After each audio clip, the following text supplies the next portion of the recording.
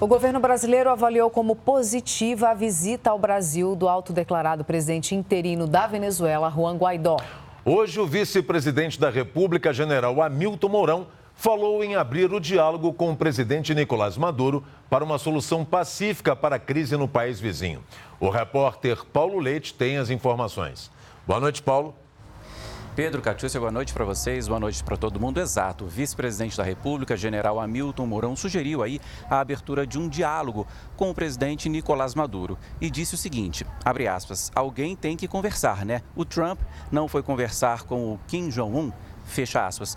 Se referindo, portanto, aos dois encontros, um nessa semana, outro em maio do ano passado, entre o presidente dos Estados Unidos e o líder da Coreia do Norte. Quem também falou sobre Venezuela aqui hoje foi o chanceler brasileiro Ernesto Araújo. Primeiro, descartou uma intervenção militar na Venezuela. Depois, disse que seria absurda a suposta prisão de Guaidó quando ele retornar à Venezuela. Ele promete retornar à Venezuela até segunda-feira. No fim, o chanceler brasileiro disse que o Grupo de Lima, que reúne 14 países aqui das Américas, entre eles o Brasil, tenta aumentar a presença de Guaidó na comunidade internacional. Esse grupo, inclusive o Grupo de Lima, tenta conversar com China e Rússia para convencer esses dois países da importância de Guaidó. China e Rússia são hoje dois dos principais aliados de Nicolás Maduro. Veja aí exatamente o que o chanceler falou hoje.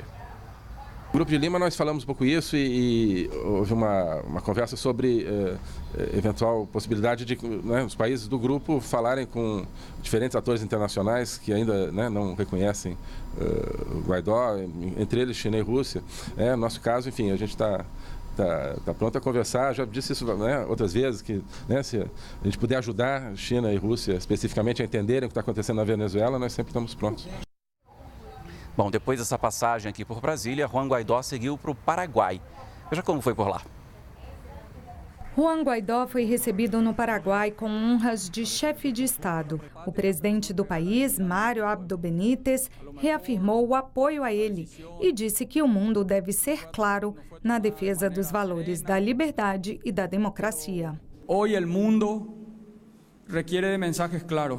O Paraguai havia rompido relações diplomáticas com a Venezuela quando Nicolás Maduro tomou posse para um segundo mandato presidencial em janeiro deste ano, antes da crise se agravar no país. Guaidó agradeceu Benítez e voltou a afirmar que o que o povo venezuelano mais quer neste momento são eleições livres no país. O custo de uma transição pacífica, democrática, que nos lleva a eleições livres, que é a grande exigência do povo de Venezuela. Guaidó tem percorrido diversos países pedindo que os governos aumentem a pressão internacional contra Nicolás Maduro. Maduro ainda detém o controle das instituições do país, incluindo as Forças Armadas e empresas de petróleo. Tem também apoio de potências como Rússia e China. Hoje, após um encontro com o ministro de Relações Exteriores russo, Sergei Lavrov, a vice-presidente venezuelana Delcy Rodrigues anunciou a transferência do escritório europeu da petroleira estatal venezuelana de Lisboa para Moscou.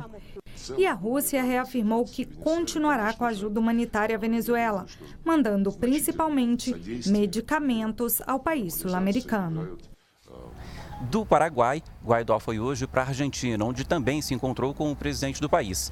Macri também reconheceu Guaidó como presidente interino da Venezuela. Voltando aqui ao Brasil, o presidente Jair Bolsonaro deve fazer 3 viagens internacionais ainda este mês. Estados Unidos, Chile e Israel, tudo nessa ordem. Até agora, o presidente Jair Bolsonaro fez uma viagem ao exterior, foi para a Suíça, em Davos, onde participou do Fórum Econômico Mundial. Pedro e Catiúcia, eu volto com vocês.